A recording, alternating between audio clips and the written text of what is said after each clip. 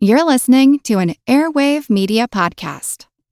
Feel like who art Ed? We'll try to spice it. Who art it? Mr. Wood art Ed me. Good. Either way, it's ambiguous. It works on so many levels. I know. That's off to a great start. Welcome to Who Arted, where we explore visual arts in an audio medium. I'm your host, Kyle Wood, and today we're going to be looking at Alma Thomas. As always, if you're listening on Amazon Music, Spotify, Good Pods, or anywhere else that supports episode-specific cover art, you can see an image of the artwork with this episode and every episode.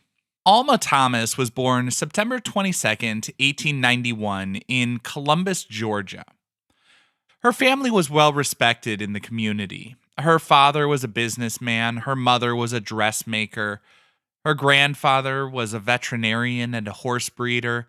Alma was the oldest child and had 3 younger sisters. She grew up in a nice Victorian home on a hill overlooking the town. In many ways, it sounds like an idyllic childhood. She was well situated to take in the beauty of the surroundings. Of course, that's just part of the picture. In 1907, her family moved to Washington, D.C. They came to that decision after the 1906 Atlanta race riots. While her family had been successful and respected within their community, it was still a segregated community. Schools did not allow black children to study past junior high. In D.C., they hoped for better opportunities. Alma Thomas would later say, quote, "When I was a little girl in Columbus, there were things we could do and things we couldn't. One of the things we couldn't do was go into museums, let alone thinking of hanging our pictures there." And yet, in 1972, she became the first African-American woman to have a solo show at the Whitney Museum of American Art. But that would come later. As I said, in 1907, her family moved to Washington, D.C., hoping for better opportunities. Her family really valued education, and so she went on to college. She went to Howard University, and in 1924, she was the first graduate of their new art department. She later went on to get a Master's of Arts in Columbia University, but her first career was teaching. She continued pursuing her own art, and one thing I absolutely love, she also created opportunities for her students. She led a group of students that would meet on Saturday mornings. That is dedication, giving up your weekend time to help middle school students make their own artwork. Of course, we don't tend to make podcasts about people who are just great teachers. Maybe we should, but she was a teacher and also a great artist. She continued pursuing her arts, taking classes at American University in Washington. She showed her work at group exhibitions with other African American artists. But while she obviously experienced setbacks as a black woman, her family left their hometown, her work was not taking on feminist or racial themes. In some of her works, there were hints of the civil rights movement. I have seen paintings of abstracted figures holding placards, but that type of work just didn't click with her. She didn't want to make political art. Perhaps this is just me falling into the trap of assuming that others think like I do, but her work has a meditative quality that feels like it's more about her internal world than the outside world. I realize, of course, the irony of saying that when so much of her work was inspired by nature.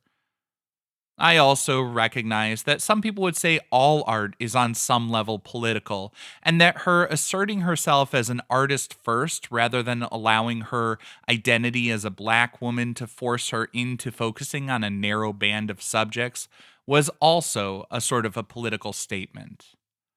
But I stand by my assessment that her work, these abstractions, were more about nature and trying to capture that feeling. It's odd how there's sort of simultaneously a calm and a peace and a stillness, but also a vibrant energy radiating from the canvas.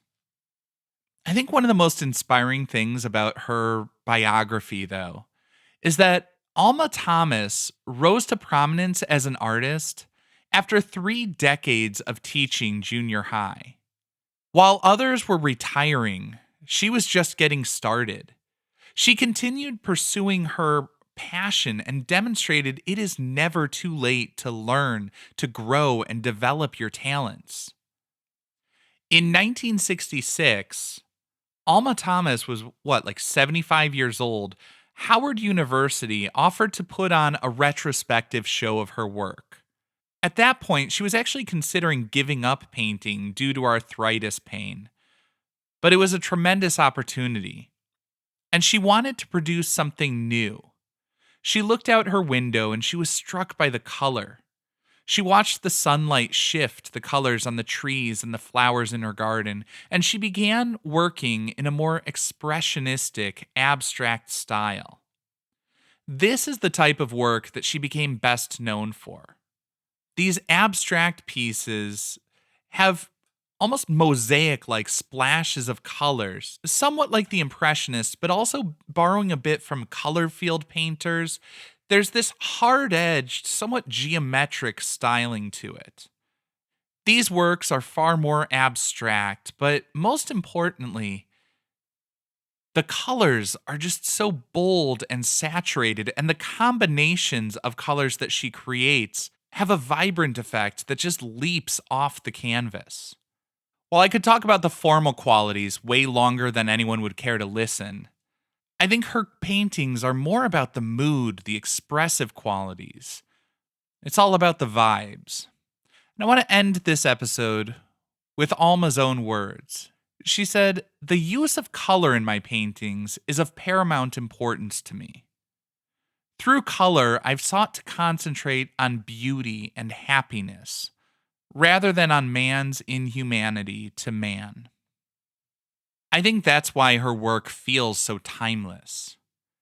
Because we would all always be better off if we took time to concentrate on beauty and on happiness. This concludes this week's episode of Who Arted, part of the Airwave Media Podcast Network. If you found this tolerable, please leave a rating or review on your favorite podcast app. You can find images of the work being discussed this week and every week on social media at Who Arted Podcast on Twitter, Instagram, and TikTok, and of course on the website whoartedpodcast.com. Podcast done.